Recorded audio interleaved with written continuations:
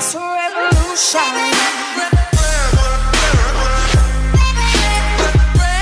It's a revolution. What is going on, everybody? Welcome back to another video. It's Stubbs here, and we are on some Forza Horizon 2. I said my intro very weird, like. Anyway, let's go ahead and jump into this video today. So I'm gonna go ahead and do a drift build on the R32 Skyline GTR. I wanted to do a build on this thing for a really long time, and then yesterday in the stream I actually managed to do one because people wanted me to do a build on the R32 Skyline.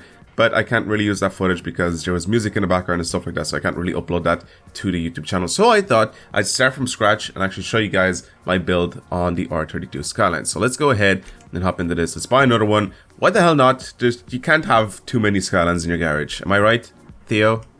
Am I right? Anyway, so we'll hop on. I'll keep it in grey because the other one I think it changed into like a really dark blue, like a nice navy color, and it suits the car very well. But I'm gonna go with something more like this. I wish the GTST was in this game. I honestly do. I wish the rear-wheel drive Skylines were in this game with the RB25s and stuff like that. But I don't really mind the RB26. I mean, we can just convert it to a rear-wheel drive anyway, so shouldn't really have that problem. Now, I don't want to change the RB engine, so I'm gonna keep it, you know, with the stock RB26. I think I'll just upgrade the horsepower from that. I think the only other engine you can put in this thing is the LS. That is correct. It's just the LS.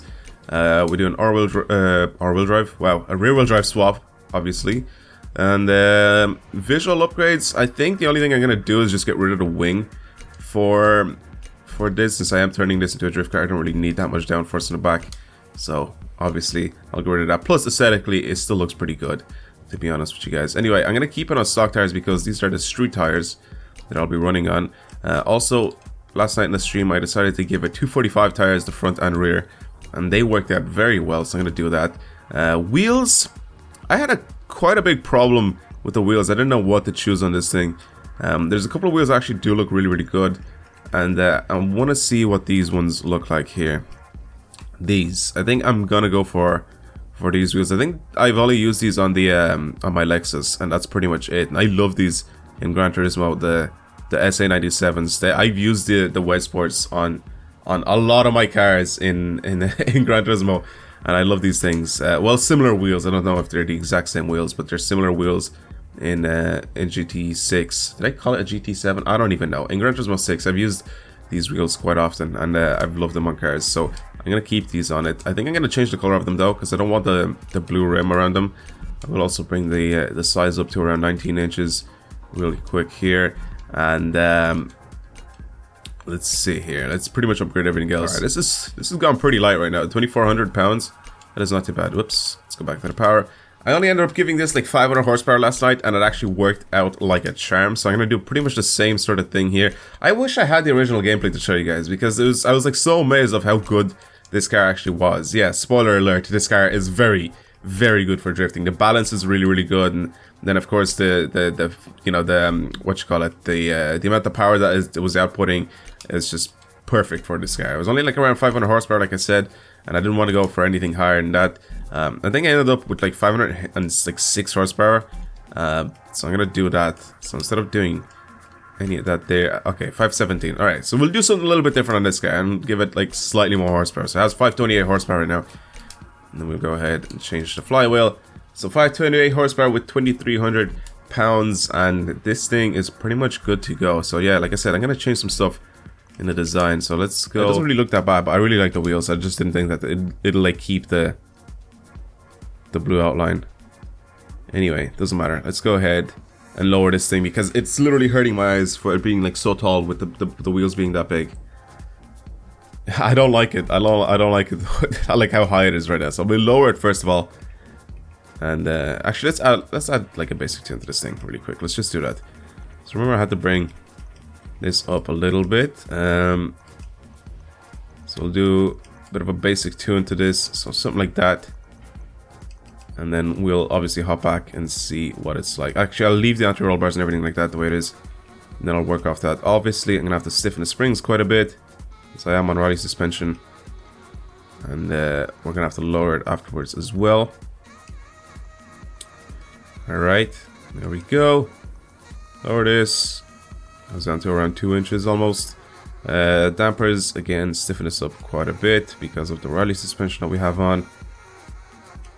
Alright, should be something like that. Aero diff, let's go ahead and bring the diff up to around 90%. I don't want to lock it completely because I think this the car works quite well with that amount of diff lock. And let's see what this is like. Okay, this is nice and low now.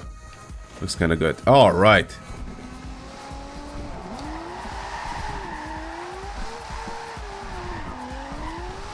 Okay. This is so good.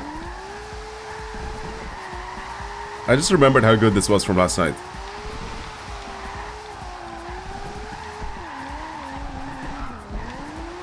As you've just seen, I literally just added a basic tune so I can sort of control the car a little bit better. This is just so good to drive.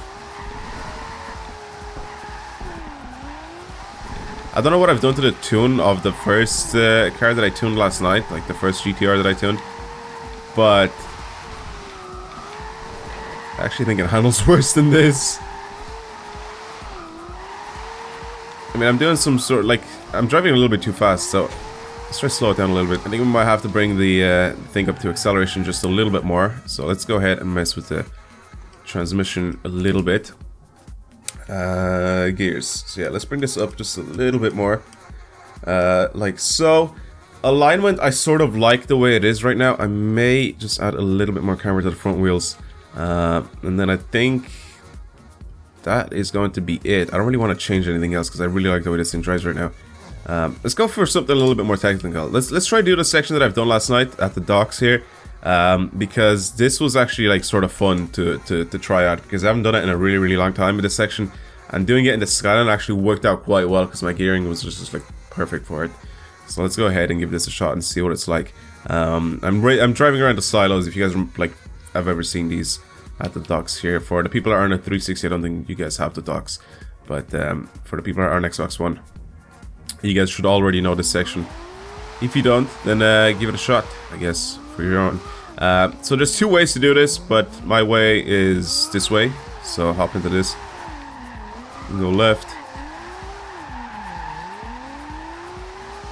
And go all the way out to here. You get to the corner, transition, go this way.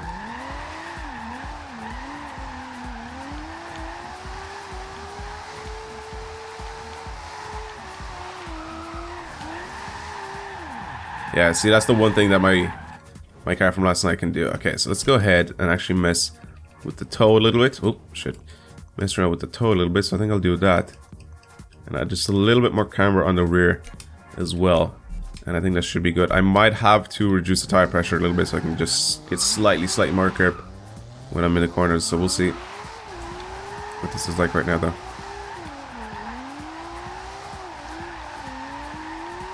Yeah, this is much better. I shouldn't be able to spin it now. Unless I really want to. Yeah, I'm digging this tune quite a lot. I've used it actually last night a little bit for tandeming as well. So it works really well. You know, this car actually works quite well for tandeming. So just mess around yourself, obviously, if you need to.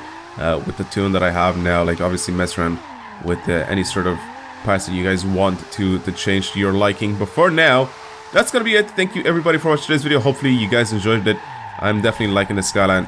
I just need to practice a little bit more with it. But yeah, I'm definitely liking the Skyline. Definitely as a drift car, I think it looks quite good. I forgot my damage was on as well. But yeah, that is going to be it. I will talk to you guys later. Goodbye.